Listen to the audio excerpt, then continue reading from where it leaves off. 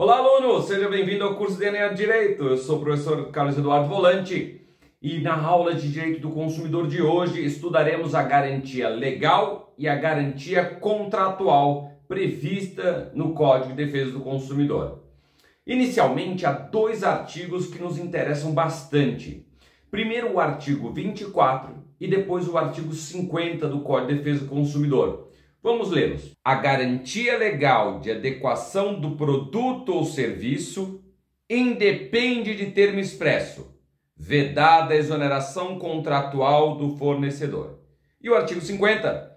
A garantia contratual é complementar à legal e será conferida mediante termo escrito. Então nós temos aqui que, primeiro, existem dois tipos de garantia. A garantia legal e a garantia contratual. E é isso que gera, inclusive, algumas dúvidas que nós vimos nas aulas passadas sobre responsabilidade pelo vício. Muitas vezes as pessoas tendem a confundir aquela ideia de que eu comprei o produto e no mesmo dia que eu comprei, ou 2 dias depois que eu comprei, descobri um vício nele. Então eu posso trocar imediatamente? Não necessariamente. Isso até pode acontecer, mas se houver a previsão contratual e não por previsão legal. Nós vimos que pela previsão legal você tem direito a pedir para sanar os vícios em até 30 dias. E só depois desse prazo é que você pode pedir a troca do produto, a devolução do dinheiro ou abatimento proporcional do preço. Mas pela lei, pela garantia legal, então, você está limitado a essa restrição do prazo de 30 dias, esse tipo de coisa. E em relação ao prazo de garantia, é muito parecido. A lei vai estabelecer um prazo de garantia, que nós vamos ver daqui a pouco, que é 30 dias para produtos não duráveis e 90 dias para produtos duráveis. Mas contratualmente pode aumentar esse prazo? Pode. Às vezes por uma questão mercadológica, para conquistar o cliente, para demonstrar que o seu produto é bom. Você vai ter uma garantia que é obrigatória pela lei, e aí o artigo 24 fala, independentemente de termo expresso. A garantia legal existe independentemente de termo expresso. Mas o 50 fala que o fornecedor deve entregar. É obrigação do fornecedor entregar. Mas se ele não entregar, ainda assim há essa garantia. Agora, se o fornecedor quiser ampliar este prazo, ele pode. Agora, um detalhe importante. Há o entendimento doutrinário jurisprudencial de que essas garantias são somadas. E se o fornecedor não especificar qual é o prazo da garantia legal e contratual, você vai somá-las. Então, por exemplo, nossa, eu dou uma garantia de 1 ano. Você falou que é a garantia de 1 ano, então entende-se que é a garantia contratual. Então, na verdade, o consumidor vai ter 1 ano mais 3 meses. Se ele quiser falar que o todo é 1 ano, ele vai ter que especificar, olha, minha garantia é de 1 ano, sendo 3 meses da garantia legal e mais 9 da contratual. No silêncio, entende que vai somar esses 2 períodos. E outra observação importante que está prevista no artigo 24, também no 25, que nós já mencionamos em aula passada, é que o fornecedor não pode se exonerar, não pode restringir por limites a sua garantia legal. Isso vale para qualquer coisa. Então, por exemplo, vai comprar um veículo usado, é muito comum constar assim no contrato. Só garantimos motor e câmbio. Não, a garantia é do todo, é do veículo inteiro. É claro que veículos usados têm um desgaste natural. O pneu já está mais desgastado, o brilho do carro já não existe, como existia lá quando ele foi vendido inicialmente, quando era 0. Mas se quebrar outras peças além do motor e do câmbio, o fornecedor tem o dever sim de sanar esses vícios. Então, se quebrar, por exemplo, o limpador de para-brisa, sim, se quebrar a máquina do limpador, está dentro do prazo de garantia, que a gente vai ver que é um bem durável, então é de 90 dias, ele tem o dever de sanar esse vício. E no artigo 26 do Código de Defesa do Consumidor, ele vai estabelecer, então, quais são esses prazos da garantia legal. Vamos lá para o artigo 26. O direito de reclamar pelos vícios aparentes ou de fácil constatação caduca em 30 dias, tratando-se de fornecimento de serviço de produtos não duráveis, e de 90 dias, tratando de serviço de produtos duráveis. Então nós temos dois prazos de garantia. 30 dias para não duráveis, e se vocês se lembram, os produtos não duráveis são aqueles que ou podem ser consumidos uma única vez, ou tem uma consumação sequencial, que tem um desgaste conforme você vai utilizando. É um desgaste acelerado, como um sabonete que cada vez que você usa ele vai diminuindo até desaparecer. E de 90 dias, que o código chama de produtos duráveis, mas também nós já estudamos que nesses produtos duráveis entram também os descartáveis.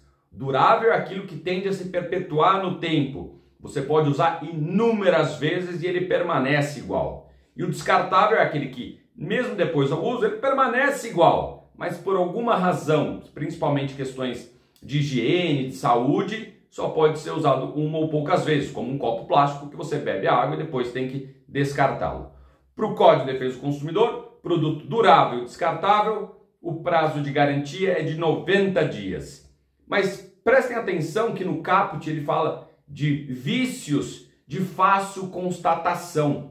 Porque além desses vícios de fácil constatação, nós temos também o vício oculto. Vício oculto é aquele que você, pelo simples uso da coisa, pela simples visualização da coisa, você não consegue perceber. É claro, se você compra um carro e ele vem com a lataria amassada, era um carro zero, não poderia ter essa lataria amassada.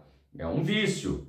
Mas pode acontecer desse vício estar escondido e você levar muito tempo ou às vezes nunca perceber o vício. Imaginem, por exemplo, que você comprou um carro, só que o motor, o bloco do motor estava trincado. E aí, para esconder, o vendedor ele passa lá um produto à base de epóxi, cobre aquilo, pinta. Daqui 2, 3, 5, 10 meses o motor quebra. E aí você descobre que na verdade estava escondido aquele vício. Você olhando o motor não percebia, porque estava novinho, estava pintado. E usou durante um tempo, até o momento que aquilo rompe. E aí você descobre que tem um grande prejuízo. Porque o bloco do motor é o próprio carro, né? Seria impossível trocar isso, um custo seria altíssimo. Esse seria o vício oculto. Então ele é difícil perceber, leva tempo para perceber, mas é um vício significativo, importante e te vai gerar uma série de prejuízos. Então esse é o vício oculto. Lá no Código Civil eles chamam isso de vício redimitório, mas nós chamamos aqui de vício oculto. Tá legal, professor? Então entendi. Produto não durável, 30 dias, produto durável 90 dias e temos esses vícios ocultos. Mas a partir de quando começa a contar esse prazo? De quando eu fiz a compra? Não.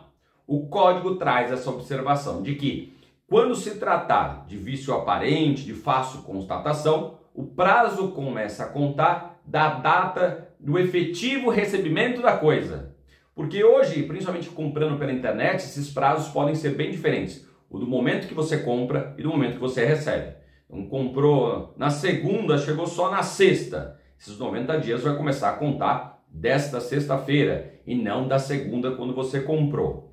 Agora, quando se tratar de vício oculto, o código fala que o prazo começa a contar a partir do conhecimento do defeito. Como eu falei para vocês, pode levar muito tempo para descobrir esse defeito. Algumas décadas atrás, na década de 70, teve um caso famoso da talidomida, em que algumas mulheres usavam esse medicamento da talidomida para náusea, enjoo, insônia, só que ele atrapalhava o funcionamento da pílula anticoncepcional. E isso gerou crianças com má formação. Então ele interrompia o funcionamento da pílula, mas era uma interrupção parcial, porque a criança nascia, mas nascia com uma má formação. Os braços e pernas nasciam mal formados, pontiagudos assim, sem as mãos, sem os pés. E isso foram dezenas de casos. Então, demorou muito tempo para descobrir o que ocasionava essa má formação nas crianças e a interrupção do funcionamento da pílula, né? Porque você tem um primeiro caso, segundo, aí você vai investigar, o que pode levar dias, meses ou até anos para descobrir o que ocasionou. E aí, quando se descobre, é que começa a fazer a contagem desse prazo. O Código, artigo 26, prevê ainda duas formas de obstar a decadência, de parar de contar esse prazo que nós nos referimos, de 30 e 90 dias. O primeiro é pela manifestação expressa do consumidor ao fornecedor. Então, se ele comunicar ao fornecedor de forma expressa, até a resposta negativa do fornecedor, esse prazo está obstado, está suspenso. Então, não corre. Outra possibilidade é a instauração de inquérito civil, especialmente pelo Ministério Público. Antes de entrar com uma ação civil pública, ele pode instaurar um inquérito civil, especialmente naquelas questões de direitos difusos e coletivos. E se isso acontecer, também obsta a contagem desse prazo. E por fim, o artigo 27 do Código de Defesa do Consumidor estabelece o prazo de prescrição para interposição de ação em caso de reparação de danos.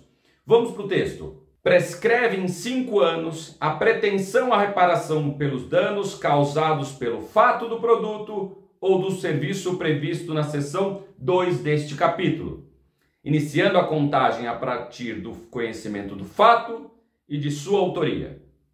Então, lá quando nós estudamos responsabilidade pelo fato ou pelo defeito, nós vimos que o consumidor, quando tivesse ali um vício e que esse vício gerasse outras repercussões materiais, morais, estéticas, nós chamaríamos isso de defeito, porque é extrínseco ao produto.